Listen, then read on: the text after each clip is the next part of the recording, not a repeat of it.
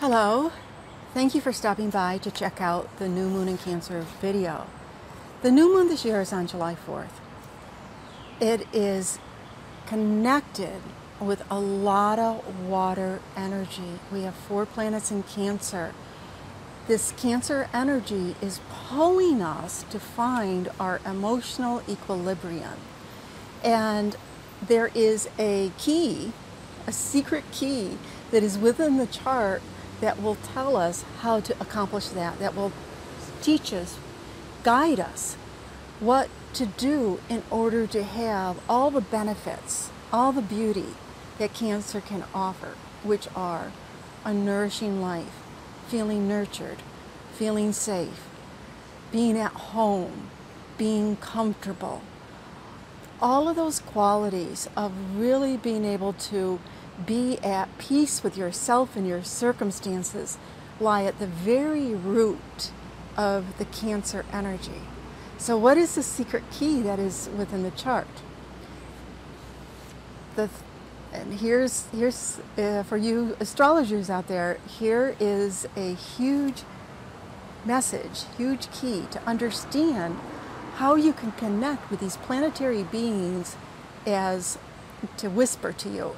And it is through the closest planet that is in aspect, not necessarily the closest planet that is in the same sign.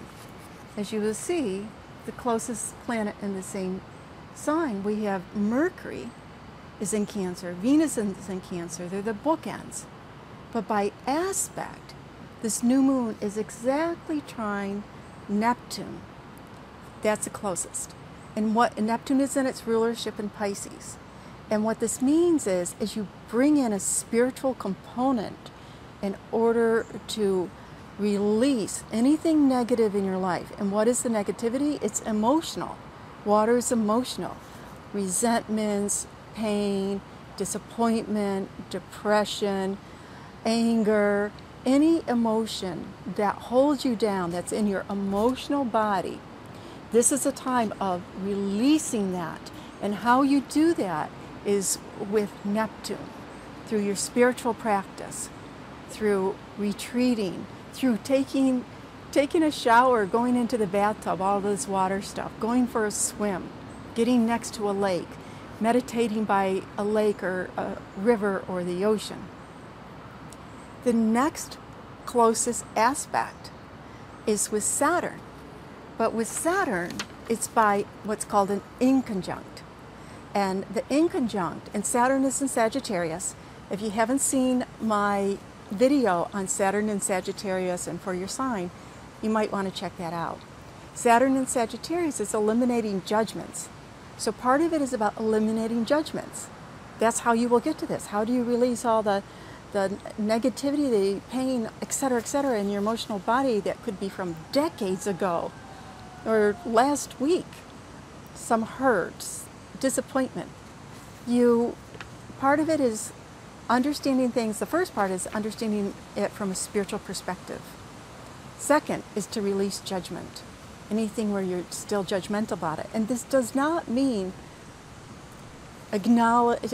believing or thinking that whatever anyone did that was harmful for you, it was okay to do. It's not about that at all. It's about releasing that emotional cord that's still hanging on to that past. And remember, the Cancer energy hangs on. What are you hanging on to that's no longer appropriate or good for you to hang on to your life? And also another thing that you may find a desire to do is to make your home more beautiful and to release the things you're hanging on to. That when you see them, when you look at them, when you scan, your environment, it doesn't feel good. This is especially true about relationships. Getting rid of relationships, releasing relationships in your life that after you're with them, you don't feel good. That maybe you're there for a connection from the past, but it's no longer, just doesn't serve you anymore. It doesn't nourish you anymore. and especially releasing toxic relationships. In a sense of creating a safety net, a home, a sense of home and family that is the higher, like the highest ideal of that, which may not be what is immediately in your environment. Now, we have some sexy energy going on with this new moon too. Venus over here, she's in Cancer. Okay, right? Already talked about that. The love of Cancerian things, love of family, love of home, putting energy into that, nurturing your loves, being nurtured by your love. She's trying Mars, which by the way just went direct in its own sign, rulership, so it's very strong. So this sounds all great, right? Which it is. So there can be a lot of romance this month. However, this is where it gets tricky. That is, you know, it's like life. It's like your own chart. It's not just one thing. And if ever you feel like out of balance, out of sync, your life's not working, there's a part of your chart that's not being acknowledged, or is at odds with another part of your chart. So, Mars, conjunct Lilith. Lilith is the archetype of, I call it the wild woman, but it's the archetype of, she's very sensual, she's very strong. And Lilith comes from the centuries that women have been second citizens. And in second citizens, they have, because of our patriarchal society, women have not always been given equal, that might be an understatement, equal say, equal vote. It's still true in a lot of cultures on our planets. But human beings are human beings. A strong woman, a woman born with a lot of strength in her chart, she will find a way to express her strength.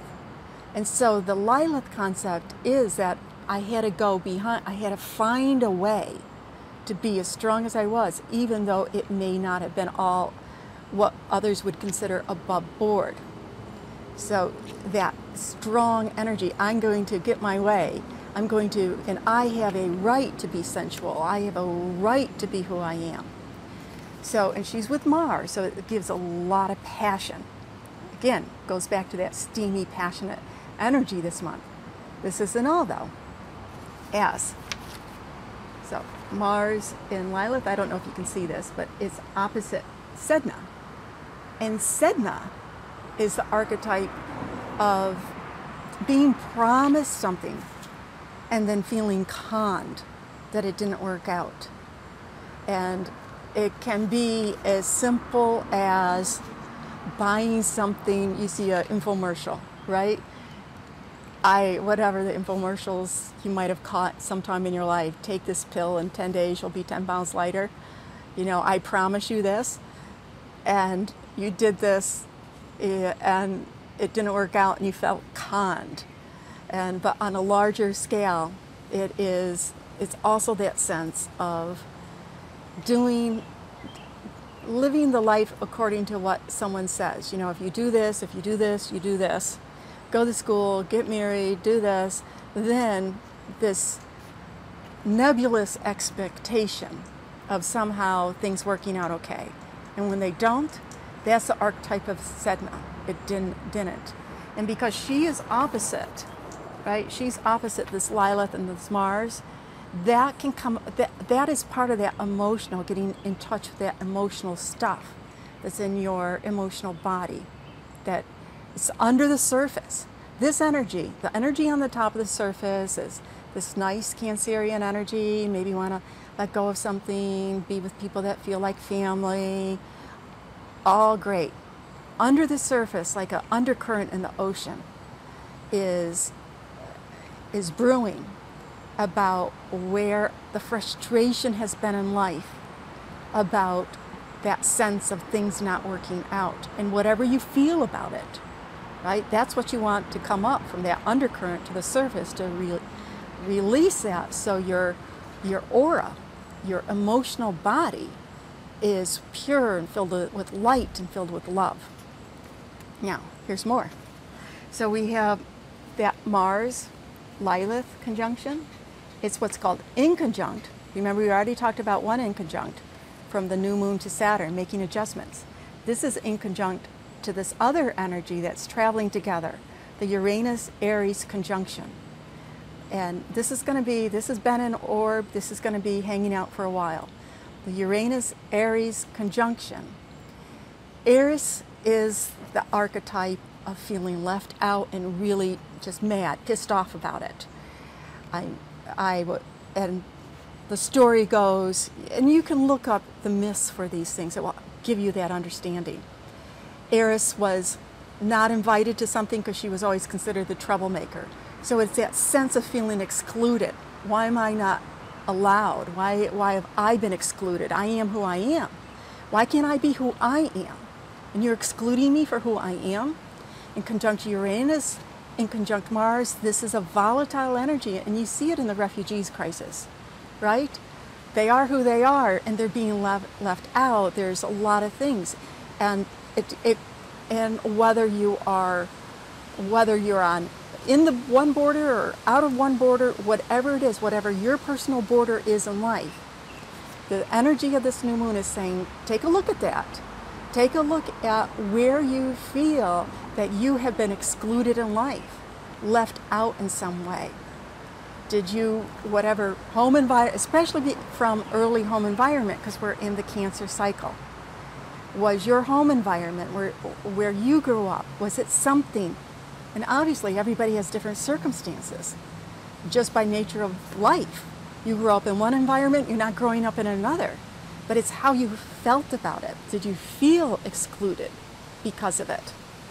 Now, so the adjustment energy is there. And then, of course, here's this other thing that makes this month very passionate. Venus, sweet Venus, in Cancer, very sweet. Trine Mars in Scorpio, very sexy. Can be really good to get very close and intimate with your significant other. Venus is conjunct what's called the planetary node of Pluto. So what does this mean? Intensity, intensity, intensity, passion, yet there can be an element of jealousy that comes with this, an element of possessiveness that comes with it. You want to check, check your life. Is there a scarcity factor? Because sometimes this can represent a scarcity consciousness. I need to hold on. It's not going to work out for me unless I really try to make everything happen and even manipulate things or try to control things. Check that within your system, because that's part of a belief system that doesn't always work out to be the best in the long run. The good side of this is it can be a lot of passion. A passion energy, and going after and embracing something that you feel very passionate about, and putting almost an obsessive energy, healthy obsession, into the things that you love, especially when it is part of the Cancerian domain, which is your home, which is your emotional well-being. What can you do for your emotional well-being? Which is anything nurturing, which includes your home, which includes your food. This can be a good time to clean up and be really focused on your physical well-being, because after all, you talk about Cancer as home and family, but where's our real home? We're in this body. So the new moon, the moon represents our body, because we're living, our spirit, our higher self is living in the body, at least when we're awake, and that energy of nourishing our physical body for our highest consciousness is very powerful and very strong this month. Thanks so much for checking out the video, and have a very good Cancer new moon cycle. Start something great.